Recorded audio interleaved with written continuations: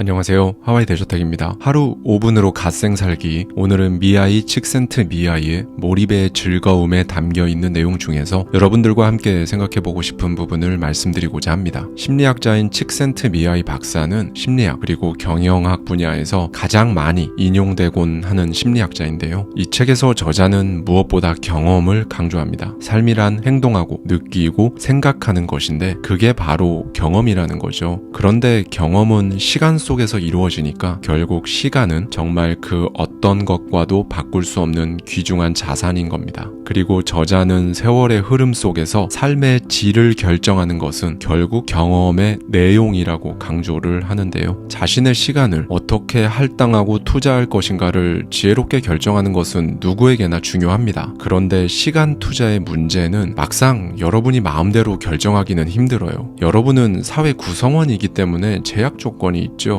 일주일 중 5일간 아침 9시부터 저녁 6시까지는 직장에서 보내야 한다와 같은 제약이 그런 거겠죠. 그 외에도 가족의 구성원으로서 해야 하는 일도 있을 거고요. 그런데 저자는 이 부분에 대해 이렇게 말해줍니다. 역사가 E.P. 톰슨이 지적한 대로 산업혁명의 폭압성이 극에 달해 노동자들이 일주일에 80시간을 광산이나 공장에서 노예처럼 죽도록 일해야 했던 시대에도 어떤 노동자들은 동료들처럼 선술집으로 몰려가지 않고 금싸라기 같은 휴식 시간을 문학작품을 읽거나 정치활동을 하는 데 썼다라고 말이죠. 우리가 시간이 없다라는 표현을 정말 많이 하잖아요. 저 역시 살면서 정말 많이 말했던 워딩인데요. 제 경험상 이렇게 생각하면 마음을 달리 먹을 수 있었습니다. 시간은 누구나 다 없다. 나만 시간 없고 나만 바쁜 게 아니다. 누구나 시간이 다 없으니까 생각해보니 공평하네. 그럼 차이는 어디에서 발생하는 거지? 결국 다들 시간은 없는데 정말 없는 건 아니고 시간이 없다는 말은 사실 정확히 표현하면 시간이 거의 없다라는 뜻이다. 그리고 조금 더 정확히 표현하면 개인적으로 자유롭게 쓸 수 있는 시간이 거의 없다. 그리고 그 말은 개인적으로 자유롭게 쓸 수 있는 시간이 아주 조금 있다라는 의미겠구나. 그럼 차이는 여기서 발생한다. 다들 아주 조금씩 가지고 있는 자유롭게 쓸 수 있는 그 시간을 어떻게 쓰느냐 라고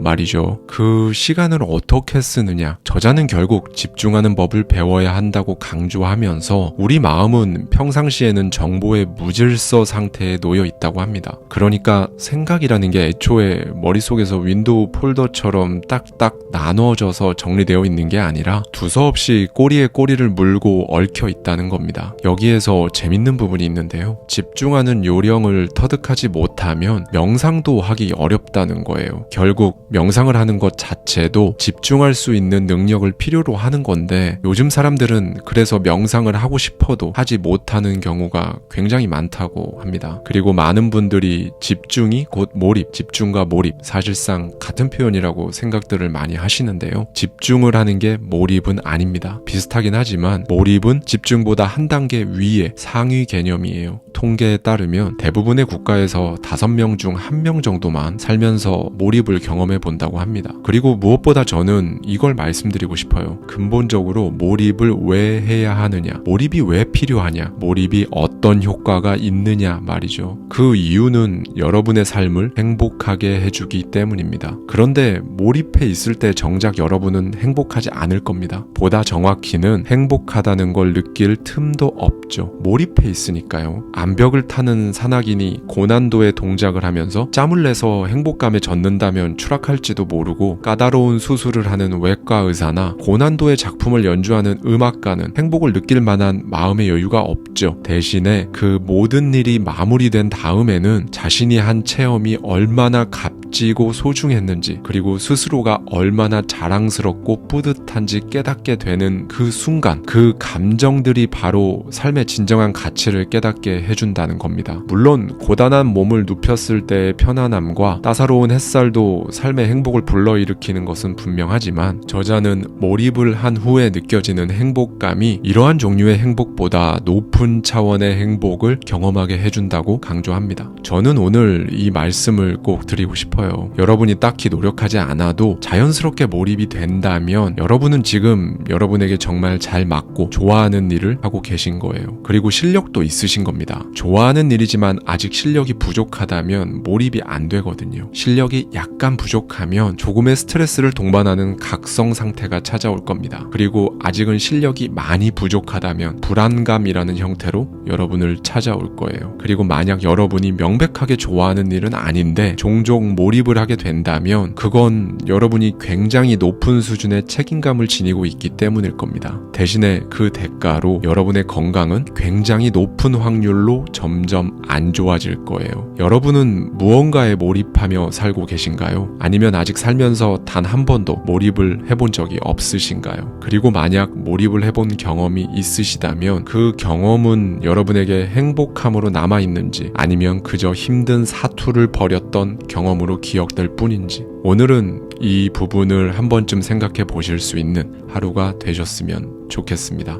감사합니다. 지금까지 하와이 대저택이었습니다.